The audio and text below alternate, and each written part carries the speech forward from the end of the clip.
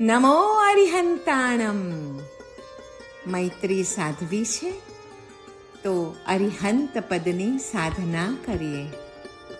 સાધકની યોગ્યતા અને અધિકારીતા માટે ખાસ કરીને બે વસ્તુ ઉપર પ્રધાન લક્ષ્ય આપવાનું છે. એક મન અને બીજી વસ્તુ છે આપણી પાંચે ઇન્દ્રિયો. મનને સર્વ જીવો સાથે મૈત્ર્યાદી ભાવોથી વાસિત કરવું અને ઇન્દ્રિયોને વિષયોની વિરસતા વિચારીને સંયમી બનાવવી જોઈએ. આ બંને પરસ્પર મળીને આપણા આત્મા પર અર્થાત આપણી ઉપર મહાન ઉપકાર કરે છે. જૈન શાસનમાં ભાવ ધર્મની વૃદ્ધિ કરનાર શું છે? તીર્થંકર પરમાત્માની પૂજા, સદગુરુની સેવા, ચતુર્વિધ સંઘની ભક્તિ, સાધર્મિકનું વાત્સલ્ય, મૈત્રી, પરોપકાર તથા કૃતજ્ઞતા. આ સર્વે ભાવ ધર્મની વૃદ્ધિ કરનાર પરમ તત્વો છે. સ્નેહ પરિણામો મૈત્રી. તે મૈત્રી સમસ્ત સત્વ વિશે જ્યારે પરિણામ પામે ને ત્યારે જીવ માર્ગાનુસારીમાંથી સમ્યક્ત્વ પામે છે. તે સકલ સત્વ હિતાશય પરિણામને પામીને જ્યારે સાવધ્ય માત્રનો ત્યાગ કરવાની પ્રતિજ્ઞાવાળો બને અને તે છઠ્ઠા ગુણ સ્થાને તથા ષડ જીવ નિકાય હિત રૂપી અભય પરિણામવાળો બને ને ત્યારે મોહનો સર્વથા ક્ષય થઈને પછી મુક્તિનો અધિકારી બને છે. મૈત્રી એટલે સકલ જીવોને મિત્ર માનવાની વૃત્તિ જે નિર્વેરતાની ભેટ આપે છે. પ્રમોદ એટલે અન્યની ઉન્નતિ જોઈને આનંદની વૃત્તિ અંદર પ્રગટવી જે ઔદાર્યની ભેટ આપે છે. કારુણ્ય એટલે દીન દુઃખી જોઈને અનુકંપાની વૃત્તિ જન્મવી જે ભેટ રૂપે દયા અને દાક્ષિણ્ય ગુણ આપણામાં પ્રગટાવે છે. અને માધ્યસ્થ્ય એટલે વિપરીત માનસ ધરાવનારાઓ પ્રત્યે ઉદાસીનતા, અનુમોદન નહીં તેમ તિરસ્કાર પણ નહીં. ચારે ભાવનાનો સંક્ષેપ એક મૈત્રીની ભાવનામાં પણ થઈ શકે છે. ઊંડે ઊંડે પણ જ્યાં મિત્રતાની ભાવના નથી ત્યાં પ્રમોદ પણ ઉપજવાની ના પાડી દે છે. કરુણા પણ સ્ફુરવાની ના પાડી દે છે અને મધ્યસ્થ્ય ભાવ પણ પછી ત્યાં અનુભવી શકાતો નથી. મૈત્રી ભાવનાનું મૂળ સમાનતા છે. જેવો હું તેવા બધા. મને સુખ ગમે બીજાને તેમ જ તો બીજાને કેમ મારી, ધિક્કારી અથવા પીડી શકાય? પરપીડાની મનોવૃત્તિ એ મૈત્રી ભાવનાનું ચિહ્ન નથી. હિંસાદી સર્વ 18 પાપો એ મૈત્રીની ભાવનાના મૂળ સિદ્ધાંતથી વિરુદ્ધ પ્રવૃત્તિ રૂપ છે. મૈત્રી ભાવથી તો ક્ષમા, નમ્રતા, સરળતા અને સંતોષમાં વૃદ્ધિ થાય છે. મૈત્ર્યાદી ભાવના તો અહિંસાના પ્રાણભૂત છે. યોગ દ્રષ્ટિ સમુચ્ચયના પૃષ્ઠ 6 ઉપર નજર ફેરવીએ તો વર્ષોલકની નિષ્પત્તિમાં ઇક્ષુરસ આદિ સદ્રશ 8 દ્રષ્ટિઓ છે. ઇક્ષુરસ, કક્કબ તથા ગુડ વગેરેમાં જેમ અનુક્રમે માધુર્ય વધતું જાય છે, તેમ આ 8 દ્રષ્ટિઓમાં પણ ક્રમશઃ સંવેગ અને માધુર્ય વધતા જણાય છે. વર્ષોલક એટલે સાકર. સાકરની નિષ્પત્તિમાં ઇક્ષુરસ આદિ સદ્રશ એટલે કે ઇક્ષુરસ જેવી 8 દ્રષ્ટિ છે, અને વળી 8 દ્રષ્ટિઓ રુચ્યાદિ વિષયક છે. અહીં સંવેગ અર્થાત મોક્ષાભિલાષ તે પ્રમોદ ભાવ રૂપ છે, અને માધુર્ય તે મૈત્રી ભાવ રૂપ છે. અભવ્ય જીવોને સંવેગ અને માધુર્ય હોતા નથી, તેથી તેને 8 પૈકી એક પણ દ્રષ્ટિ હોઈ શકતી નથી. અહિંસા લક્ષણસ્સ ખંતિપહાણસ્સ વિનય મૂલસ્સ વગેરેમાં મૈત્રી, પ્રમોદ, કરુણાદિ ભાવનાઓ ગર્ભિતપણે રહેલી જ છે ને. મૈત્રી ભાવ શૂન્ય અહિંસા એ દ્રવ્ય અહિંસા ભલે બનશે, પણ ભાવથી નહીં બને. અહિંસા એ ધર્મનું મુખ્ય લક્ષણ છે, પણ મૈત્રી તો તેનો પ્રાણ છે. ઉપમિતિ ભવ પ્રપંચ કથાના પ્રકરણ 7 પૃષ્ઠ 656 શ્લોક 544 કહ્યું છે ને કે મૈત્રી કારુણ્ય માધ્યસ્થ્ય પ્રમોદોદ્દામ ભાવનમ યદા મોક્ષૈકતાનમ તદા તે પરમમ સુખમ. શ્રી ભાવદેવ સુરીકૃત પાર્શ્વનાથ ચરિત્રમાં પણ કહ્યું છે ને કે મૈત્રી પરહિતે ચિંતા પરાર્તિચ્છોદધિ કૃપા મુદિતા સદ્ગુણે તુષ્ટિર માધ્યસ્થ્યમ પાપ્યુપેક્ષણમ. મૈત્ર્યાદિ યુક્ત પરમ માધ્યસ્થ્ય ભાવ પ્રગટ કરે છે આ શ્લોક કે મૈત્રીમ ભાવયતો નિત્યમ શુભો ભાવઃ પ્રજાયતે તતો ભાવોદ કાચંતોર દ્વેષાગ્નિ સપ શામ્યતિ.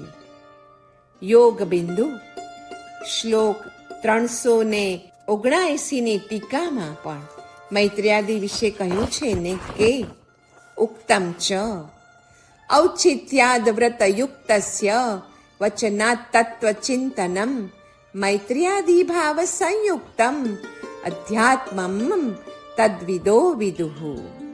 અને ધર્મ રત્ન પ્રકરણમાં તો કૃતજ્ઞતા અને પરોપકાર માટે પણ કહ્યું છે ને કે દો પુરીસે ધર ઉધરા અહવા દો હિમ વિધારિયા વસુહા ઉવયારે જસ્સમઈ ઉવયરિયમ જો ન પમહુ સઈ. પરોપકારની પ્રધાનતા પરોપકારને ઉર્ધ્વગામી બનાવે છે. સંત સરિતા અને તરુવરનું જીવન જોતા ગમે તેને કબૂલવું જ પડે કે જીવન એટલે પરમાર્થ. હું પરોપકારી છું એવું બોલવાનો અધિકાર તો પરાર્થ વ્યસની શ્રી અરિહંત પરમાત્માને જ હોઈ શકે. પરંતુ તેઓ શ્રી તો કૃતજ્ઞતા ગુણના સ્વામી હોવાના કારણે તેઓ શ્રીના એક રૂવાડામાં પણ આવો અહંકાર ભાવ લેશ પણ હોતો નથી. વ્યવહાર નયનો ઉપયોગ આપણે સાંસારિક પ્રવૃત્તિમાં કરીએ છીએ અને પરોપકાર આદિ ધર્મમાં નિશ્ચયને આગળ કરી દઈએ છીએ. વ્યવહારમાં આપણા ઉપર જે ઉપકાર કરે એને સહુ ઉપકારી માનીએ છીએ, પરંતુ ધર્મમાં પ્રાયઃ નિશ્ચય આગળ કરીને આપણે એવો કદાગ્રહ સેવી લઈએ છીએ કે ધર્મ કરનાર તો હું જ છું. હા, જે કાંઈ શુભ ફળ મળે છે એમાં હું જ કારણ છું. આવું મિથ્યાભિમાન ન કરવું. મિથ્યાભિમાન થકી તો કૃતજ્ઞતા ગુણથી પછી વંચિત રહીએ છીએ. જેમ વેપારી વેપાર ચલાવનાર છે, પરંતુ જો ગ્રાહક જ ન હોય તો વેપાર ચાલી શકે નહીં. એ જ રીતે શ્રી અરિહંત પરમાત્માએ જો આ તીર્થની સ્થાપના ન કરી હોત તો આપણને દયા, દાન, પરોપકાર આદિ ધર્મ એની પ્રાપ્તિ કઈ રીતે થઈ હોત? પરોપકાર ગુણની આખી ઇમારતનો પાયો કૃતજ્ઞતા છે. તેમ છતાં આપણે જો એમ બોલીએ, વળી એમ જ માનીએ કે હું પરોપકારી છું, તો એ મિથ્યાભિમાન રૂપી દોષ અર્થાત કૃતજ્ઞતા છે. ખરેખરો ઉપકારી તો ઉપકારની અણમોલ તક આપનાર એવો પર જીવ છે. દુનિયામાં જો યાચક જ ન હોય તો આપણા જીવનમાં દાનનો ગુણ પ્રગટે જ શી રીતે? એ જ રીતે સૂર્ય, ચંદ્ર, પૃથ્વી, પાણી, પવન, અગ્નિ અને આકાશ વગેરેના પ્રગટ ઉપકારનું ઋણ પ્રતિપળે આપણા માથે ચઢે છે. ત્યારે આપણે ક્ષણ બે ક્ષણ કદાચ કોઈની માટે કાંઈ કર્યું તો એ માત્ર અને માત્ર આપણા જ આત્માના હિત માટે છે એમ નક્કી ધારવું. પ્રકૃતિના ઋણ કરતાં પણ એક વધુ મોટું ઋણ આપણા માથે શ્રી પંચ પરમેષ્ઠી ભગવંતોનું સતતપણે આજે પણ ચઢતું રહે છે. એ હકીકતના સ્પષ્ટ ભાન માટે શ્વાસે શ્વાસે મહામંત્ર શ્રી નવકારનું સ્મરણ કરવાનું ફરમાન છે.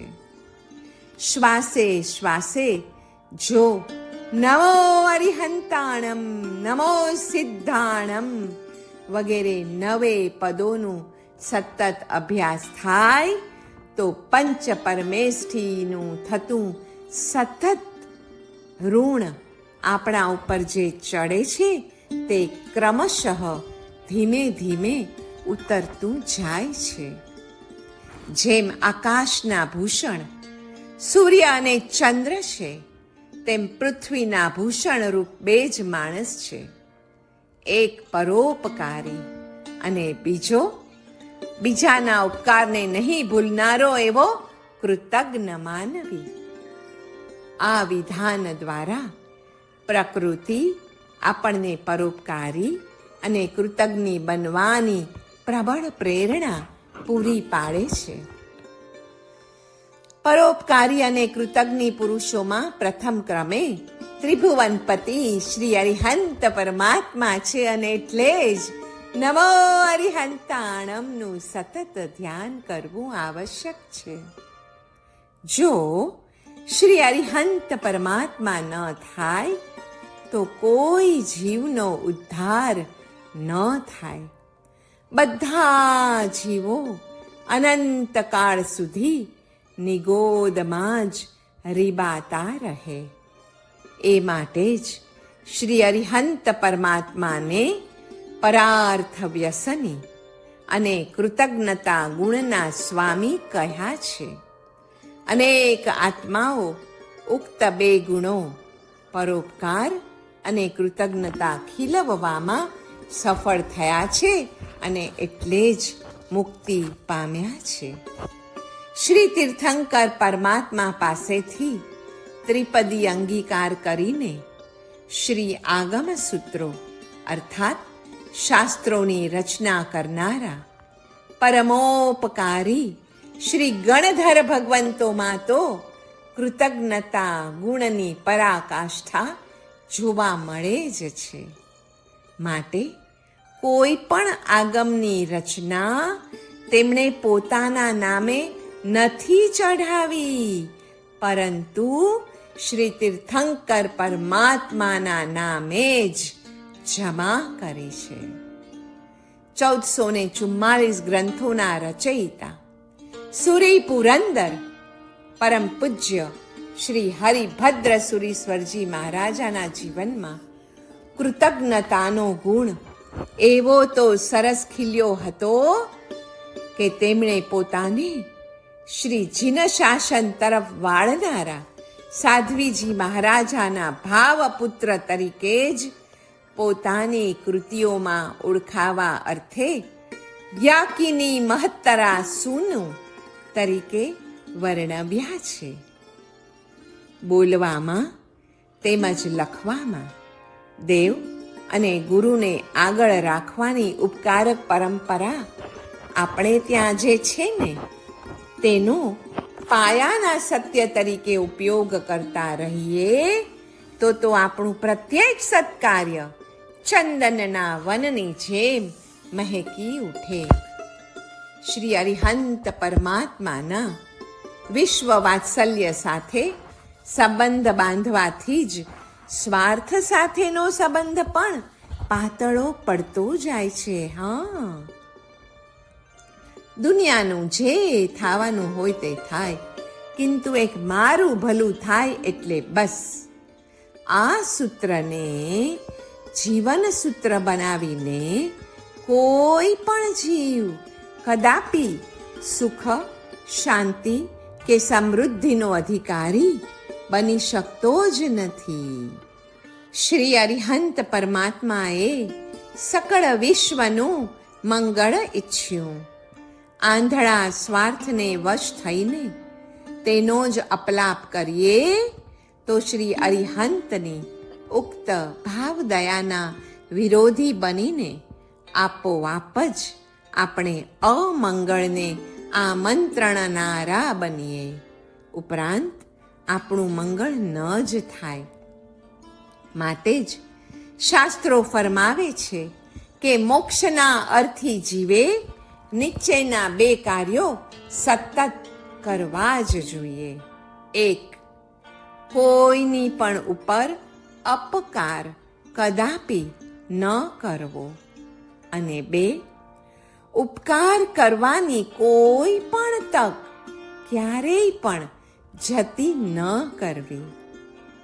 સાચો દાતા કે દાનવીર તો પ્રતિપળે યાચકને શોધતો ફરે.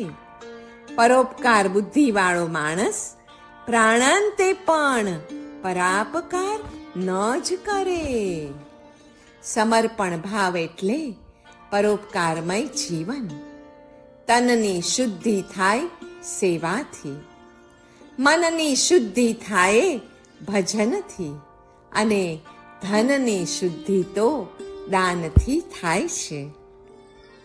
સમર્પણ ભાવ વગર જીવનો ઈશ્વર સાથે સંબંધ ન થાય. સંવત્સરી દિવસે અનંત ઉપકારી મહાપુરુષોની નિરંતર વહેતી ભાવ કરુણાની અવજ્ઞા અને ઉપેક્ષારૂપ અપરાધ આશાતનાની ક્ષમા યાચના કરવાની હોય છે. ખાસ યાદ રાખવા જેવી 8 વાત પૂજ્ય પન્યાસજી મહારાજે કહી છે, જે આપણે ક્યારેય વિસ્મરશું નહીં. 1. બીજાનો ઉપકાર ભૂલવો નહીં. 2. પોતે કરેલો ઉપકાર કદાપી યાદ કરવો નહીં, યાદ રાખવો નહીં, યાદ કરાવવો નહીં. 3. બીજાએ આપણી ઉપર કરેલો અપકાર કદાપી યાદ કરવો નહીં કે તે જીવ પાસે તે અપકાર કરાવ્યાની માફી મંગાવવી નહીં. 4. પોતે કરેલો બીજા જીવો ઉપરનો અપકાર જે કદાચ અજ્ઞાનથી, મોહથી, પ્રમાદથી કે મિથ્યાત્વ આદિથી થઈ ગયો હોય તો પણ એ અપકારને કદાપી ભૂલવો નહીં અને ક્ષણ ક્ષણ મનમાં અને તે જીવની પાસે ક્ષમા માંગ્યા કરવી. 5.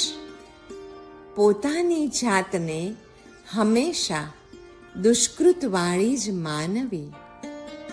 કારણ કે સુકૃત કરીએ તો એ તો અરિહંત સિદ્ધ આયર્ય ઉવજ્જાય સાહુની પ્રેરણા થકી હોય છે. જો એ પ્રેરણા ન હોય તો પોતે ક્યાંથી એ સત્કૃત્યો કરવા પામત. માટે પોતાની જાતને તો દુષ્કૃતવાળી જ માનવી. 6. બીજા બધા જ જીવોને દુષ્કૃતમાંથી છોડાવનાર એવા ઉપકારી માનવા. 7. બીજાના ઉપકારની સતત બીજા અનેક જીવો સામે પ્રશંસા કરવી, અનુમોદના કરવી. અને 8. બધાની સમક્ષ પોતાથી થઈ ગયેલા ઉપકારની વારંવાર અનવરતપણે નિંદા કરવી. આ 8 વાત જો આપણે પ્રતિક્ષણ સ્મૃતિવંત રાખીશું તો મોક્ષમાં જવું છે એનો એક સ્મરણ મઢુલીમાં પ્રગટેલો દીવો હંમેશા પ્રગટેલો જ રહેશે.